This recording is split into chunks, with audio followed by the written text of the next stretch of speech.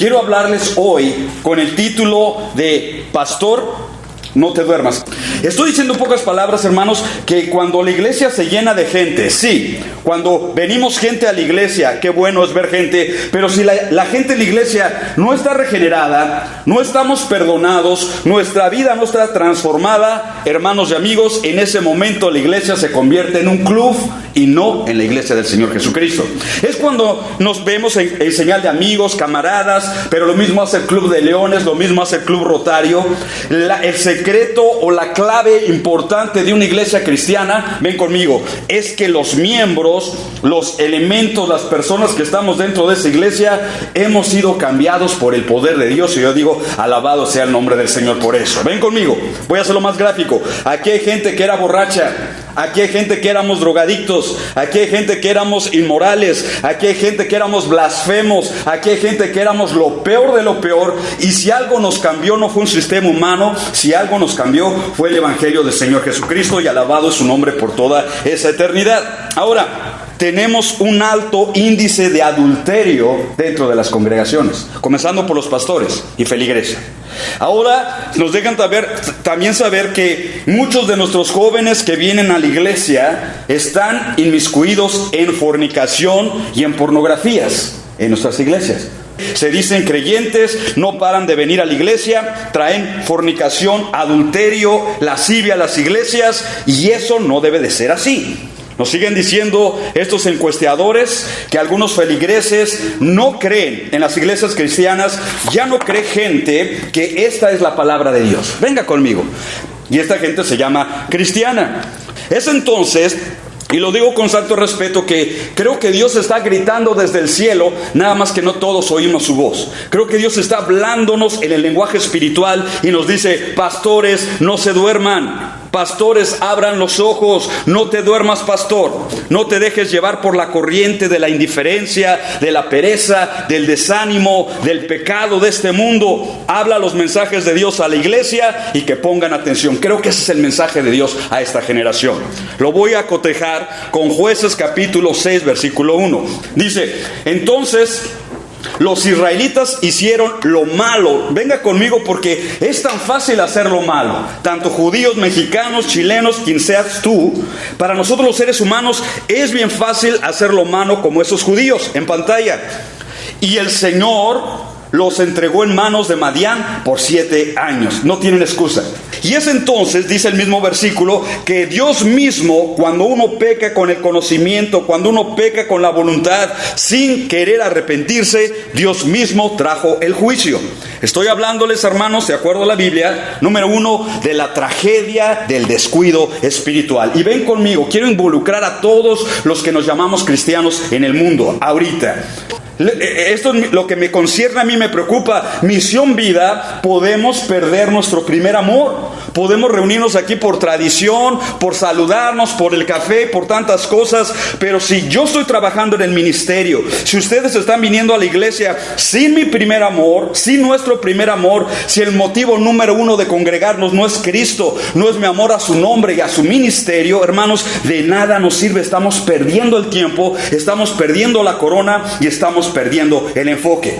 Estoy diciendo lo que está en pantalla. Cuando nos descuidamos espiritualmente, rápido hacemos lo malo, rápido vuelve uno a las drogas, al alcohol, a la inmundicia, a la fornicación, porque no hay fuerza en nosotros que pueda resistir tremendo poder de maldad en nuestro mundo. Ahora bien, ¿qué es lo que va a pasar cuando usted y yo, sabiendo los mandamientos de Dios, los desobedecemos? ¿Qué es lo que va a pasar cuando mi conciencia me dice: no está bien lo que estás haciendo, y sin embargo lo hago? Abramos los ojos y los oídos. Es cuando viene la disciplina del Señor.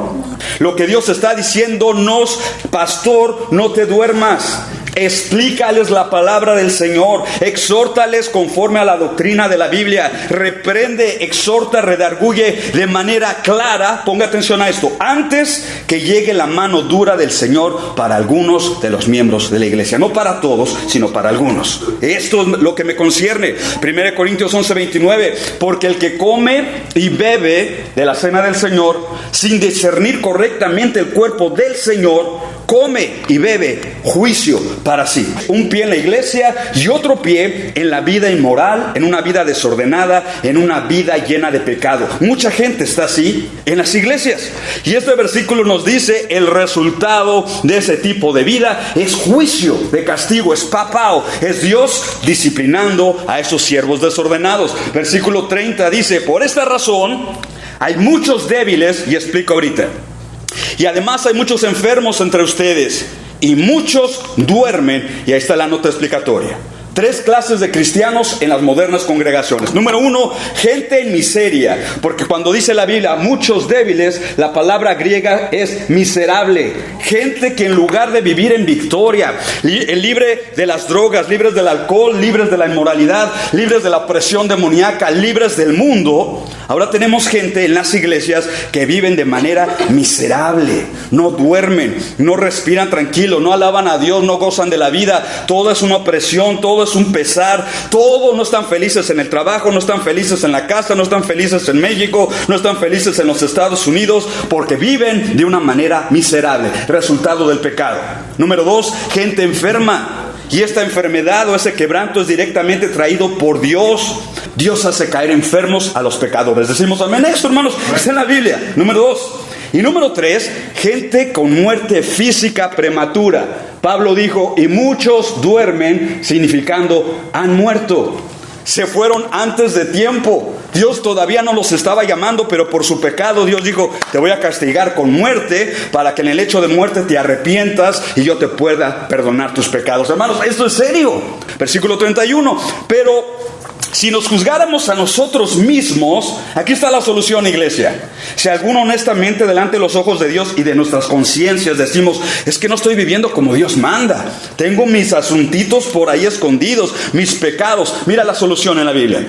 Pero si nos juzgáramos a nosotros mismos, no seríamos juzgados. Eso significa, hay que tener la honestidad, compadre. Edgar, debes de ser honesto. Si te estás portando mal, debes de ser honesto contigo mismo y de corregirte tú mismo a ti, de reprenderte y disciplinarme yo mismo. No necesito que venga el pastor, no necesitas que venga alguien que de exterior y te discipline y te corrija. Nosotros mismos deberíamos corregirnos. No vuelvo a tomar, no vuelvo a beber, no vuelvo a ver eso. Lo tiro a la basura, porque Dios me está diciendo: ten la valentía, ten el arrojo y el coraje de corregirte delante de los ojos de Dios. Decimos amén esto, hermanos. Cosa que gente a veces no hace o no hacemos. Ahora, cuando no tenemos la honestidad de reprendernos y de corregirnos, de jalarnos las orejas y autodisciplinarnos, hermanos, es cuando viene la mano de Dios. Ya te di una chance, Edgar. Tu conciencia te está hablando y no haces caso, muchacho. 32.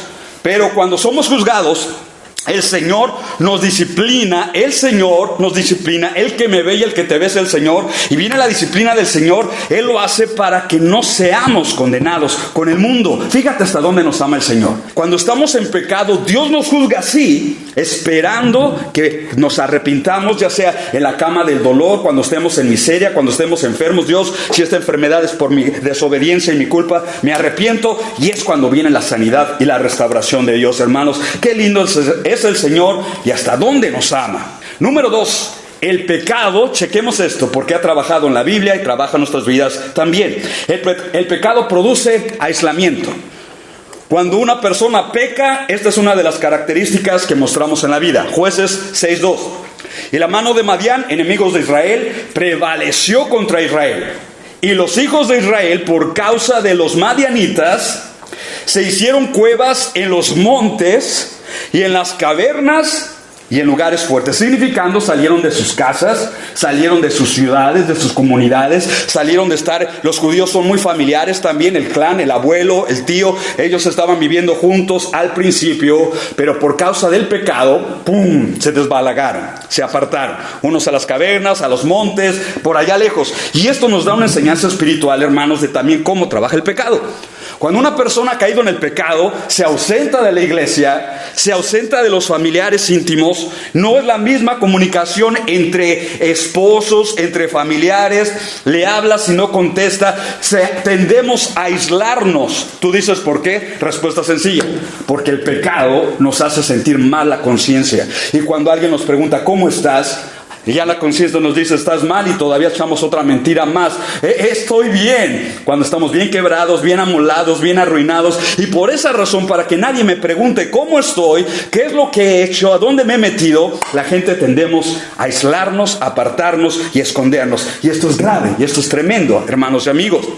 Tenemos hoy en día una generación de personas que se han ausentado no solo de esta iglesia, sino de muchas iglesias en el mundo, solos en su cueva, escondidos, no le dan cuenta a nadie, no le dan explicaciones a nadie, porque un hermano y una hermana creyente le van a decir, ¿cómo estás? ¿Estás en victoria o estás en derrota? ¿Le eres fiel a Cristo? ¿Le eres fiel a tu esposa? ¿Le eres fiel a tu iglesia? ¿Sí o no? Y mucha gente no quiere que le hagamos esas preguntas, así que mejor se apartan a sus lugares fortificados, a sus cuevas, y se esconden de la gente. Estoy hablándoles, amigos, de una vida miserable realmente, de un corazón endurecido, lo que es peor. Lo peor de todo es que no buscamos arrepentirnos, y eso está terrible. Es un asunto crítico, créame. Esto no es normal. Venga conmigo. No es normal que una persona se aparte de su familia, se aparte de lo suyo, se aparte de la iglesia, se aparte de la sociedad para encerrarse en sus depresiones, en su soledad. Eso no es normal. No es normal que personas vivan constantemente con temor al enemigo. Los israelitas temían de los madianitas. Hoy en día hay gente que tú encuentras y yo encuentro, le tienen miedo al diablo, le tienen miedo a salir a la calle, le tienen miedo que escuchan pasos en la azotea, les jalan los pies, se le erizan los pelos. Hermanos, eso no es normal. Lo que es normal de acuerdo a la Biblia para un creyente es que nosotros somos la luz del mundo. Cristo está en nosotros, vivimos en victoria. Pero cuando una persona está en pecado, es imposible que se disfrute de esa victoria. Mira en pantalla, número 3. El pecado produce desolación. ¡Qué lista tan negra! Tengo que leerlo, Jueces 6:3, porque sucedía que cuando los hijos de Israel sembraban, se animaban a salir de la cueva y empezaban a sembrar maicito, frijolito, lo que sea. Entonces venían los madianitas con los amalecitas, los aliados y compañía, y los hijos del oriente, es decir, los árabes, y subían contra ellos, contra los israelitas, acampaban frente a ellos y destruían el producto de la tierra hasta Gaza, y no dejaban sustento alguno en Israel. Checa qué miseria. Sin nada que comer, sin nada que mascar, sin nada que llevar a la familia, ni oveja, ni buey, ni asno. Así vivían los judíos en esa generación. Sin comida, sin sustento, totalmente quebrados. Es cuando los recursos materiales son tocados por nuestra desobediencia. Paremos oreja, por favor, iglesia. Pastor, para oreja. Cuando usted y yo somos obedientes a Dios, Dios se compromete en su palabra a un bendecir todo lo que nuestras manos tocan. Por eso es que los creyentes tenemos trabajos. Por eso los creyentes tenemos no solamente trabajos, sino trabajos bendecidos de parte de Dios. Dios te promueve, te abre puertas, aún económicamente, cuando estamos en la voluntad de Dios. Pero hay ocasiones cuando el santo se descuida, todo, aún lo material, su trabajo, su salud, etcétera, comienza a ir de arriba hacia abajo, en decline, en crisis. Es cuando las puertas se cierran, mejor dicho, Dios cierra las puertas poco a poco, esperando buscar en nosotros un verdadero arrepentimiento. Número 4, el pecado produce humillación. Jueces 6:6 dice, así fue empobrecido Israel en gran manera por causa de Madián. Qué tremendo es esto, hermanos. Solos en la cueva, sembraban y les quitaban todos los sembradíos. No tienen que comer para ellos, para sus hijos. Están quebrados, y ahora dice aquí que Israel, la niña de los ojos de Dios, el pueblo bendecido por Dios de acuerdo a la promesa, aquel pueblo que Dios dijo, yo te voy a bendecir, te voy a abrir el tesoro del cielo. Ahora tenemos en la Biblia el registro que empobreció por su pecado, por su dureza de su corazón, llegó a ser pobre, llegó a mendigar, llegó a ser un homeless ahí en la calle por causa del pecado. Esto es serio, hermanos y amigos. Cuando una iglesia está en esa condición, cuando Israel se metió en esa condición, Isaías el profeta lo dice en Isaías 1:16, lavaos, limpiaos, iglesia, Misión Vida, si hemos venido sucios de la mente, del cuerpo, del corazón. Dios nos dice con su palabra, pastores, lávense, límpiense, apartad de mi vista vuestras obras malvadas, dejen de hacer el mal, aprendan a hacer el bien, busquen la justicia y síguenla. Es entonces que Dios dice, venid, pongamos las cosas en claro. Una vez que nos hemos lavado, una vez que nos hemos arrepentido del pecado, una vez que le hemos dicho a Dios, Señor, perdóname de esta suciedad, Dios Dios dice, ven, pongamos las cosas en claro, dice el Señor, son vuestros pecados rojos como escarlata, quedarán blancos como la nieve. En pocas palabras, yo tengo poder para lavarte, perdonarte y restaurarte, y alabado sea el Señor de la Biblia por todos los siglos, hermanos. Ahora, en ese estado de miseria, chequemos y regresemos con Israel. En ese estado de miseria es que, dice la Biblia, los hijos de Israel clamaron al Señor. Y esto es lo que tú y yo podemos aprender. Si está alguien quebrado aquí que me está escuchando, no solo aquí sino en la grabación, desesperado, perdiste la familia, la paz, todo te va mal en los negocios, etcétera, ya no sabes qué hacer, fuiste con el brujo, el psíquico, la astrología, hermanos, te han dado una limpia hasta de bolsillo y no has mejorado. Mi palabra es la palabra del Señor. Es tiempo de que aprendamos a clamar directamente al Señor. Decimos amén eso, hermanos. La Biblia dice, clama a mí, yo te responderé. No necesitas de nadie más directamente. En este caso, lo único que necesitamos es hacer un tiempo, un espacio y decir, Señor, aquí estoy pecador, bien amolado, bien tronado, pero me acerco a ti en tu misericordia. Ten compasión de mí, hermanos. Y a Dios le gusta escuchar ese tipo de oraciones. Es que a Dios lo dejamos siempre en última opción y no la primera opción. Ya fui con el consejero, ya fui con fui con mis clientes, fui con la palanca en el gobierno, fui con mis cuates, fui con él, y fuimos con todos al primero, y hasta el último que vamos es a Dios. Cuando Dios dice, no, yo soy el primero que debes de consultar. El que salva no es Moisés, el que salva no es la mano fuerte del hombre, el que salva y restaura es el Dios Todopoderoso. Y aquí los judíos empezaron a clamar. Y creo que esa es una nota positiva en toda su historia. Al menos el viejo vaso de pecado se está rompiendo y están aprendiendo a orar a Dios. En el Nuevo Testamento Santiago nos dice, ¿sufre alguno entre vosotros? ¿Alguien tiene problemas? ¿Está afligido alguien? ¿Te sientes tronado, desahuciado? ¿Alguien te dio un mal reporte? ¿Qué sé yo, hermanos? Problemas tenemos muchos. La Biblia da la solución. ¿Está sufriendo alguno entre ustedes? Que haga oración. ¿Cuántos decimos amén, hermanos? Ahora, hablando con pastores, y yo siendo pastor juntamente con muchos, me doy cuenta que el servicio más aburrido para algunos es el de la oración. El servicio donde menos gente viene a las iglesias, no solo a estas, sino a todas las iglesias, es la oración.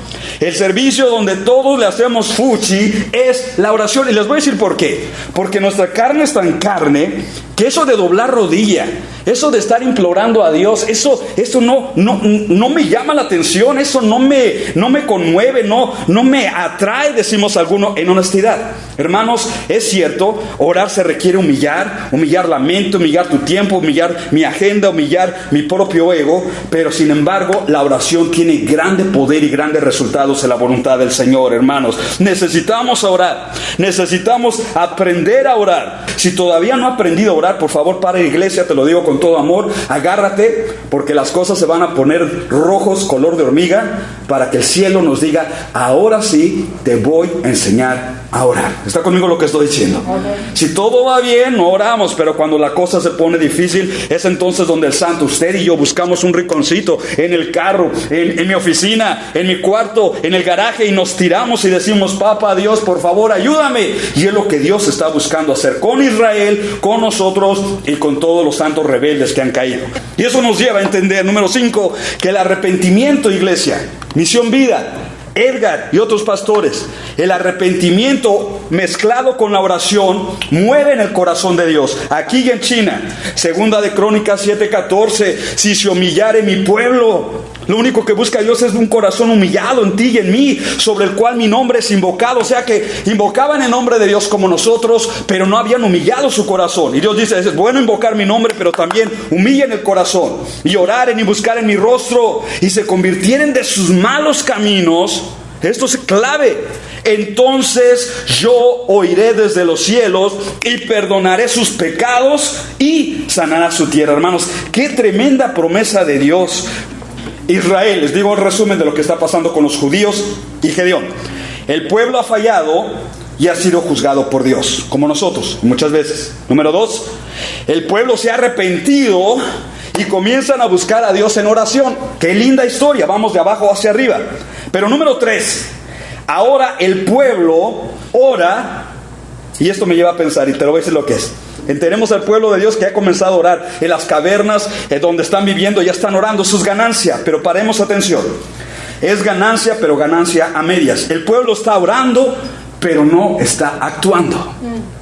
¿Qué es lo que estoy diciendo? Mira, hermano, lo digo con todo respeto a las escrituras y a la oración y a lo que hemos aprendido como cristianos. Es bueno orar, es necesario orar. Hermano, no hay palabras para describir lo necesario que es la oración en todos nosotros.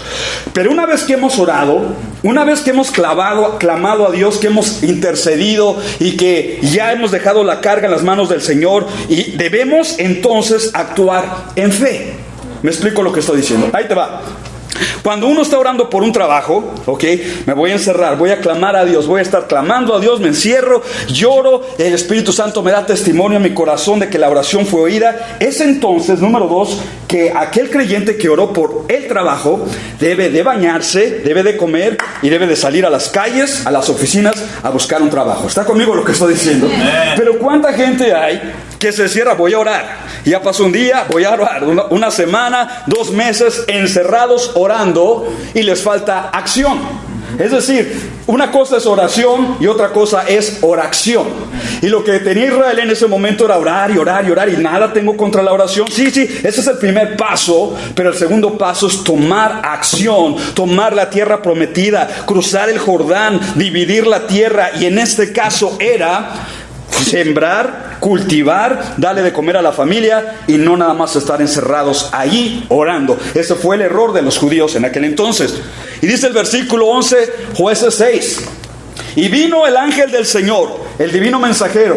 Es una teofanía, Cristo Jesús en el Antiguo Testamento vestido en forma de ángel. No que es un ángel, sino que venía al mundo vestido, en disguise, disfrazado como un ángel.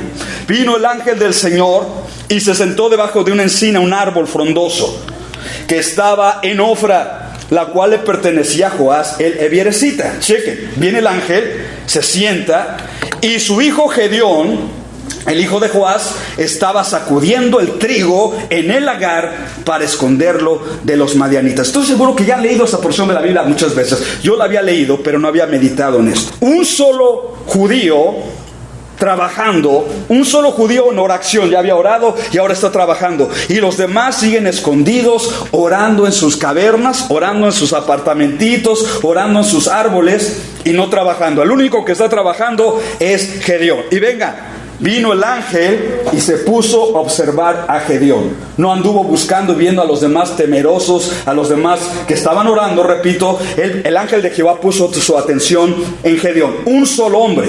Los demás orando sin arriesgarse. Los demás no activaron la fe, la obediencia, el trabajo. Encerrados, simplemente orando. Me llama la atención este varón, dijo el ángel de Jehová. Está trabajando, tiene algo distinto, está desafiando al enemigo. Este trigo no es del enemigo. Gedeón está diciendo: este trigo es para dar de comer a mi familia, este trigo es para papá, para mamá, la esposa, los hijos. Qué hombre tan sorprendente. Y yo aprendo con la Biblia lo siguiente, hermanos. Pastor, no te duermas. No necesitamos ser muchos para animarnos a trabajar. Decimos amén esto, hermanos. Mira que estoy tocando las fibras sensibles de cualquier pastor. Cualquiera de nosotros, los pastores, a veces nos motivamos por números. Es que entre más gente llega, entre más números vemos, el corazón en lo natural del hombre pastor se motiva y dice: oh, ya, estamos en bendición. Y no es así en realidad, creo, la historia. Aquí estoy aprendiendo en la Biblia, un solo hombre se atrevió a marcar la diferencia. No se esperó a que se animaran todos. ¿Qué onda? ¿Vamos a trabajar? Sí, tú, 12, vamos. Y entramos entre todos en bola. No, señores. ¿Te quieres quedar ahí encerrado? Allá tú. Yo voy a trabajar, yo voy a guardar el trigo, yo voy por el pan de todos los días para mi casa. Y ese era Gedeón, hermanos. Alguien que se conducía no por lo que la bola y la bulla dicen o hacen. Alguien que se conducía con convicciones firmes en la vida. Y yo aprendo mucho de este hombre. No necesitamos, pastor, por favor, no te duermas. No necesitamos ser miles para hacer lo que Dios nos ha encomendado hacer. ¿Está conmigo? Si llega gente, gloria a Dios, qué bien, bienvenidos todos, pongámonos todos a trabajar. Pero ¿qué yo le digo a mis hermanos conciervos, pastores? ¿Qué si no llega gente? ¿Qué si te dejan todo botado? ¿Qué vas a hacer? La Biblia me está diciendo lo que tenemos que hacer. Lleguen o no lleguen, este siervo, Gedeón, y todos los siervos pastores de Dios, necesitamos terminar de hacer lo que Dios nos ha encomendado hacer. En esta vida, en este caso, aquí en esta comunidad, y alabado sea el nombre del Señor. Chequen, Dios nos ha encomendado la predicación, la enseñanza, la oración y el evangelismo. Con muchos recursos o pocos recursos, se necesita la acción de un hombre para que todo esté bien sintonizado a la voluntad de Dios y a las instrucciones de Dios allá arriba. Y eso es muy interesante para mí. Es que los números en ocasiones pueden ser engañosos. Y déjenles doy esta explicación. No se trata muchas veces de cantidad, se trata de calidad. Me explico lo que estoy diciendo. ¿De qué te sirve, y lo digo con amor a tanto hermano, que puede tener una iglesia grande, llega gente, Si al principio les dije, si la gente no está regenerada, si la gente no está convertida, si la gente no está sirviendo a Dios, si la gente no vive en santidad, si la gente no está experimentando un crecimiento espiritual, pastor, ¿de qué nos sirve? Simplemente son números, listas y ya. Se trata que pocos o muchos seamos miembros de calidad, una vida regenerada, una vida transformada, con prioridades en la vida, porque de eso se trata, de agradar el corazón de Dios, hermanos. Esto es interesante. Ahora, mire esto, versículo 12. Y el ángel del Señor ya estaba sentado ahí, nomás que estaba de manera invisible. Gedeón no lo veía. Pero aquí en el 12, el ángel del Señor se le apareció, se hizo visible. Mira quién está contigo, Gedeón. Y le dijo, el Señor, Jehová de Sabaoth, Jehová de los ejércitos, el Todopoderoso, Él está contigo, varón esforzado y valiente. Cuando leemos eso, creo que nos debe calar el corazón, hermanos. Porque si no somos esforzados y valientes, ¿qué clase de cristianos o siervos somos? Perezosos, varón flojonazo, varón hipócrita, varón... No, esas no fueron las palabras de Dios para Gedeón. Dios está contigo, te está viendo que eres un varón esforzado, en las buenas, en las malas, con muchos, con pocos. Eres un varón esforzado y además valiente, que te atreves a retar al enemigo delante de sus propios ojos. Hermanos, qué tremendo eres este varón. Y aparte yo entiendo, hermanos, que estas son palabras muy conmovedoras. Llevemos este mensaje a tanto pastor en la sierra, tanto pastor que no tiene estos recursos, no tiene muros, no tiene sillas para la gente que se sienta. Yo he visto fotografías de mis compañeros de generación de la escuela bíblica, la iglesia debajo de un árbol, con bancas que son rocas, tabiques. Pero hermanos, la gente no para de llegar, porque la iglesia en el último de los casos no es el edificio. La iglesia somos nosotros, piedras vivas, transformadas por el poder de Dios y la misericordia de Dios. Qué palabras tan conmovedoras, hermanos. Porque Gedeón, ven conmigo, voy a hablar a algún pastor, yo siendo pastor juntamente con ellos. Porque Gedeón en algún caso, en algún momento, trabajando ahí solito, en medio, viendo allá la cueva, ya se quedó el compadre, allá está el otro compadre, se quedaron ahí orando, y él trabajando solito. Yo creo que Gedeón en un momento llegó a sentirse solo en medio de ese campo. Y es entonces, yo creo, sin apartarme mucho del contexto, que Gedeón dijo una vez, estoy solo, me estoy quedando solo. A nadie le importa este ministerio, este trabajo, estoy solo. Aparentemente era la minoría. Estoy haciendo algo que, además estoy haciendo el ridículo delante de los compadres, todos allá escondidos, y me ven a mí trabajando solo. ¡Qué ridículo estoy haciendo! Posiblemente esos pensamientos vinieron a la cabeza de Gedeón, pero aquí aparece el mensajero celestial y le dice, Gedeón, no estás solo. Dios te protege, Dios te cuida, Dios te sostiene, y todo lo que Dios está viendo de ti es una nota aprobatoria. Yo digo, alabado sea el nombre del Señor, hermanos. Checa cómo ministra la palabra del Señor. Es entonces, número 6, que aprendo en esta lección que Dios da poder a través de su Santo Espíritu. Estamos viendo en lo natural un Gedeón trabajando con el trigo, pero después de ese encuentro con el ángel de Jehová, dice el versículo 34, Jueces capítulo 6, después de darle palabras de aliento al siervo, dice, y el Espíritu del Señor vino sobre Gedeón. Y esto no es un concepto teórico, nada más lo digo, por favor, con respeto a todas las iglesias y a todos estos ministros y a los pastores. Es bueno enseñar de la llenura del Espíritu Santo, pero es mejor comprobar y experimentar eso en carne propia, hermanos. Esto no es solamente teoría, esto es una realidad. Cuando viene el Espíritu Santo sobre una iglesia, sobre un individuo, en este caso sobre Gedeón, nos transforma. nos cambia de adentro hacia afuera. El miedo se va, el pecado corre, somos distintos porque no es el poder humano, es el poder de Dios actuando y entrando en un individuo. Y en este caso Gedeón, cheque, te está trabajando en el trigo, Dios lo promovió. Ya no vas a trabajar en el trigo solo, Gedeón, ahora tengo otro ministerio para ti. Lo mueve el Señor, no él se movió, sino el Señor lo movió. Y mira, agarra una trompeta el Gedeón, y tocó la trompeta, y los ebierecitas se juntaron para seguirle. ¿Qué estoy diciendo con esto? Lo que dice la Biblia. Ahora el ministerio de Gedeón se convirtió en un líder, pero no de una comarca, ahora líder de toda una tribu para hacer un ejército. ¿Cuándo sucedió eso? Cuando tocó la trompeta. Cuando con toda la fuerza el Espíritu Santo le dio fuerza para tocar el sonido de alarma. Esa trompeta sonada significaba: hey, judíos, estamos en guerra. No somos unos miserables, no somos los vencidos, no somos los derrotados, no somos los destruidos, somos el ejército de Dios y vamos a pelear, estamos en guerra. Y escucharon eso los demás y se juntaron con Gedeón. Hermanos, qué linda es la Biblia. Los que estaban encerrados, temerosos, cuando escucharon la trompeta, esa trompeta es de guerra, ese sonido es de guerra. Es tiempo de salir de aquí de mi choza, es tiempo de batirme en el campo de batalla con un líder que sabe lo que está haciendo. Hermanos, es cuando la historia comenzó a cambiar. Y esto es bien interesante. Yo pudiera decir a mis hermanos pastores: no nos durmamos, pastores. Es tiempo de sonar la trompeta de Dios. Es tiempo de entregar los mensajes de Dios a la iglesia. Es tiempo de decirle a la iglesia: iglesia amada, estamos en guerra. Ya basta de miserias, basta de pobrezas, basta de flojera, basta de incertidumbre, basta de indiferencia. Es tiempo de pelear con los armamentos que Dios nos ha dado y vamos al campo de batalla, que Dios está con nosotros. Mira, número 7, lo enfatizo. Y en la historia se hace evidente que no cualquiera es usado por Dios. Jueces 7:2. Y el Señor dijo a Gedeón: el pueblo que está contigo es mucho. Y ahorita explicamos. Para que yo dé a los madianitas en su mano. Tocaste tan fuerte que se juntó una multitud, Gedeón. Tienes miles. Pero mira lo que yo voy a hacer. Para que no se alabe Israel contra mí, diciendo: mi mano me ha salvado. Es decir, número 1, los que buscan y viven por emociones, en tiempo de Gedeón y en tiempo moderno, en las iglesias modernas, solo hacen bola y bulla, solo hacen ruido, y ahí los tienes con Gedeón.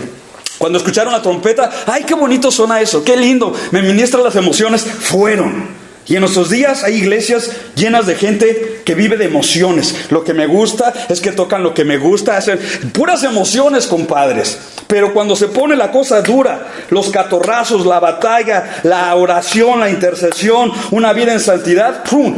Porque la gente que vive, lo repito, en emociones, solo hace bola y bulla, puro ruido. Y número 2, Dios descubre una pestilente actitud carnal que a veces nosotros también tenemos. Se las voy a describir qué es. Y lo estamos viendo en pantalla. Esa pestilente actitud carnal se llama el tomar el crédito de la victoria, el tomarlo nosotros y no dárselo a Dios. ¿Está conmigo lo que estoy diciendo? Gracias a Dios por el intelecto, por los talentos, por los recursos. Gracias a Dios que esas cosas Dios bendice. Pero nunca atribuyamos a que una iglesia, a que un ministerio, a que tu familia o mi familia tenemos éxito por la mente, por los negocios, porque soy bien chicho. Esta iglesia es bendecida porque yo soy bien chicho. Mentira. Si esta iglesia y toda iglesia está bendecida, es por la misericordia de Dios, única y exclusivamente. Y Dios nos está enseñando esta lección. No quiero nadie que tome el crédito para sí. Si el Edgar va a tomar el crédito para sí en esta iglesia, en otra iglesia, lo voy a mover, dice el Señor. No lo quiero en mi ejército, no me sirve. Es lo que está diciendo Dios aquí. Versículo 3. Haz pues pregonar, que lo oiga el pueblo. Chequen esto, pongan atención. Y que lo oiga el pueblo. Y el mensaje es este: el que teme y se estremece, madrúguese y vuélvase. No necesitas estar aquí en el ejército. Desde el monte de Galaad.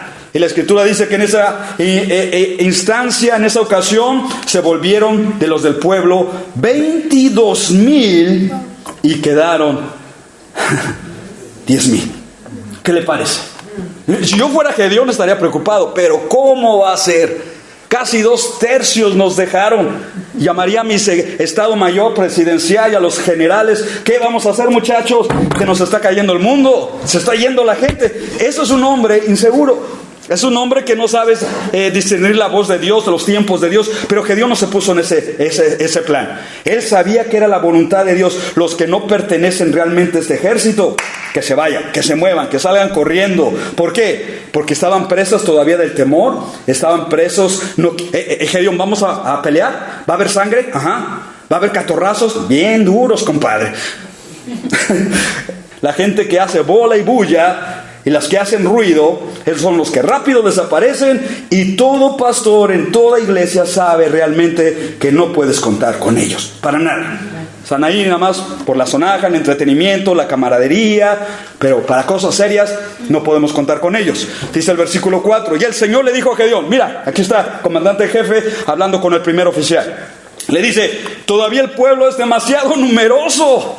Señor, pero ¿cómo va a ser? Te doy un dato, no lo tengo en pantalla, pero a aquellos que les gusta hacer estadísticas y comparar, en Jueces capítulo 8 versículo 10 nos da a entender la Biblia que el ejército enemigo de los madianitas y de los árabes y de los amalecitas, para oreja, eran un total de 135,000 individuos.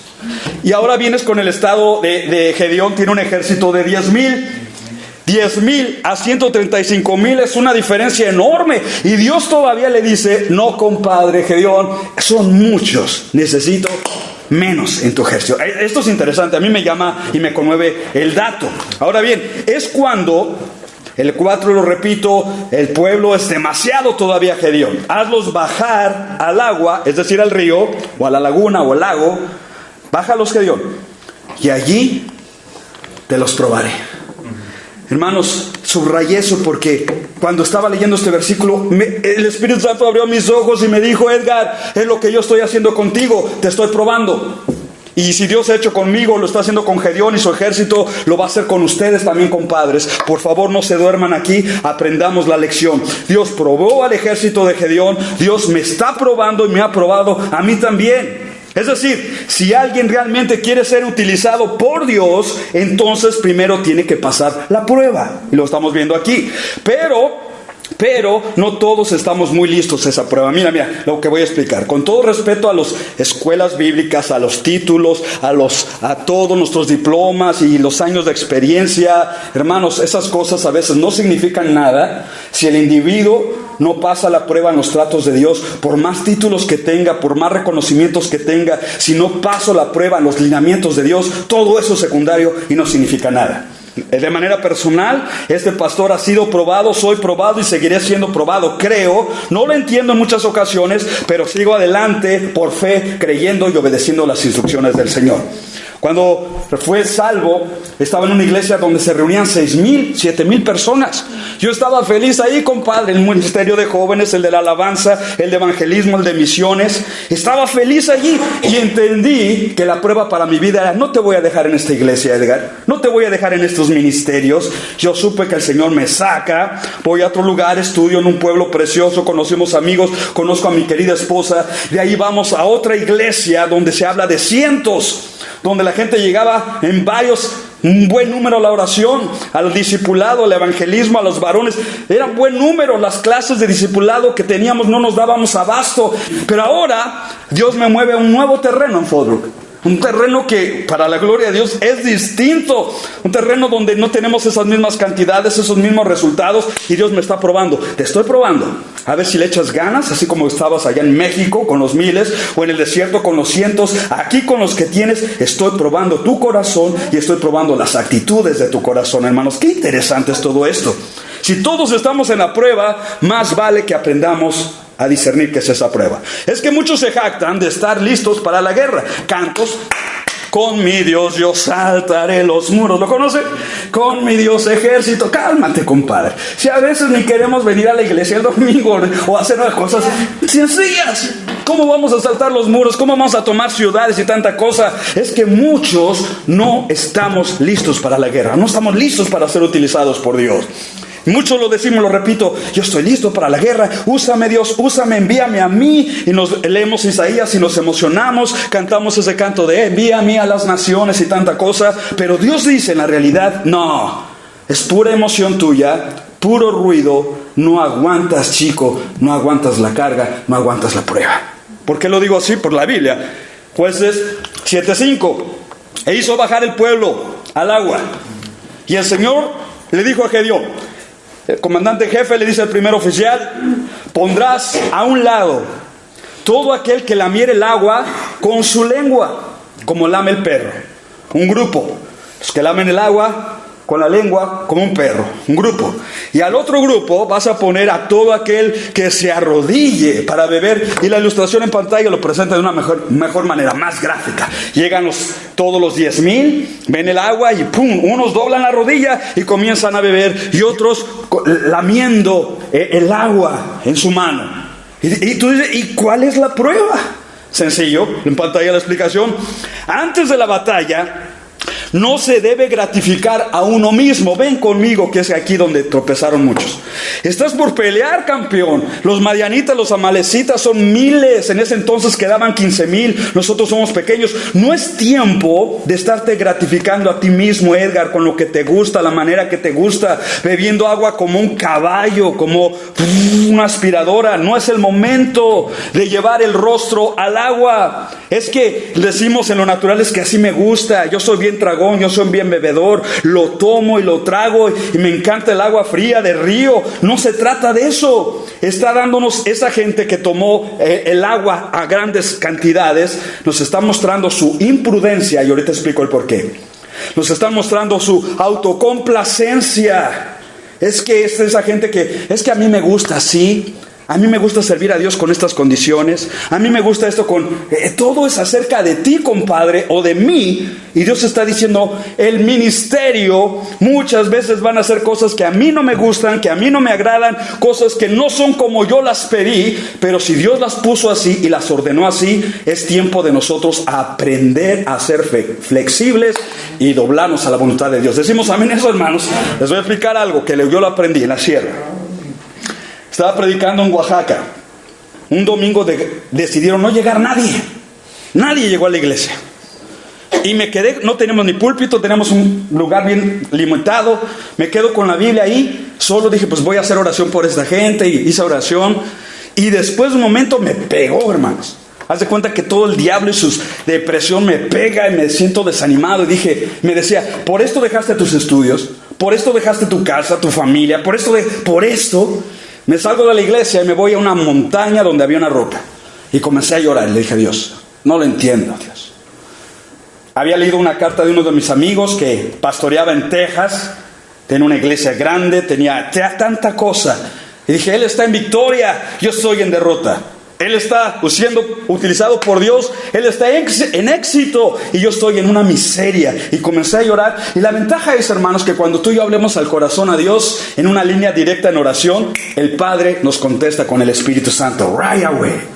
Y ahí sobre esa roca escuché a Dios cuando me habló a mi corazón y me dijo, Edgar, ¿cuándo yo te llamé a tener éxito? Nunca. Yo te he llamado a que seas obediente. Es todo. Y cuando dijo eso el Señor, sané. Regresé el otro domingo, dije, vengan los que vengan, lleguen los que lleguen. Mi labor es presentar todo el consejo de Dios y lo seguiré haciendo en esta iglesia hasta que Dios disponga de otra manera. Y cambió toda mi perspectiva. Entonces recapitulo lo uno con lo otro. Esta gente bebiendo agua abundantemente era imprudente. Les voy a decir el porqué. Un estómago repleto de agua es un estorbo al momento de hacer el ejercicio de la batalla. Aquellos que hacen ejercicio, los que vamos a la bici, los que hacemos... Tú no puedes beber un montón de agua. Lo hice en la última competencia, comimos, me dieron un desayuno súper delicioso y bebí jugo de naranja y tanta cosa. Cuando iba a la competencia, hermano, ¿qué cree que me pasó? Ay, esta panza me dolía tanto, me estorbaba. Se escuchaba como un tinaco, tic-toc. Y en el momento del ejercicio tú no puedes hacer eso. Es lo que está pasando aquí. Esta gente se descalificó por su autocomplacencia. Miren en pantalla, se trata de lamer una cantidad suficiente de agua, ¿ya? Suficiente de agua sin descuidar tu posición. Porque esa gente se dobló, botaron la espada, botaron sobre todo el estar parado a la guardia. Puede llegar el enemigo por acá. Les importó un comino. Ellos se tiraron a beber, pero los que estaban bebiendo con el agua así en la mano y lambiendo, nunca perdieron su posición, nunca se descuidaron. Puede llegar el enemigo, pero ya estoy listo, estoy bebiendo lo suficiente, no lo gratificante, pero sí lo suficiente para hacerle frente a ese enemigo. Se trata de llevar el agua al rostro, pero no el rostro al agua. ¿Me estoy explicando lo que estamos viendo aquí? Es decir, el ministerio no es el sueño cumplido de mis expectativas personales, de eso no se trata. Es un área de servicio donde Dios te ha puesto y me ha puesto, que en ocasiones no va a ser muy agradable, pero es el lugar donde Dios nos pone. Entonces tenemos que presentarlo como una ofrenda, un servicio a Dios en excelencia. Miren la última nota explicativa. Número 3, se trata de que los líderes pastores no conocemos el corazón de las personas. Yo no conozco tu corazón, de nadie,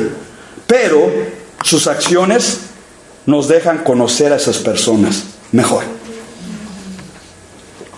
Lo que yo soy, como me comporto en el ministerio, en estos años que he tenido aquí en Misión Vida, mis acciones les dejan saber a ustedes quién soy yo. De la misma manera, hermanos, cuando líderes, pastores, abramos los ojos, veamos las actitudes de las personas, porque las actitudes de la gente muestran lo que hay en nosotros. Yo puedo ver gente agradecida, gente enamorada de Dios, gente en servicio a Dios. ¿Sabes cómo? No veo su corazón, pero veo sus acciones. Temprano llegan, barren, rejuntan aquí, ¿qué más necesitan? Hacen y bien. Hermanos, es una gente agradecida, aunque no veo su corazón. Estamos viendo el testimonio de lo que están haciendo a través de sus obras. Chequemos el dato, porque es momento de decir a todos los pastores, yo pastor juntamente con ellos, en la iglesia no necesitamos estrellas, no necesitamos famosos, no necesitamos gente que se la da de muy expertos. En la iglesia necesitamos gente que pase la prueba para el ministerio, y Dios es el que nos respalda. Yo digo, alabado sea el nombre del Señor.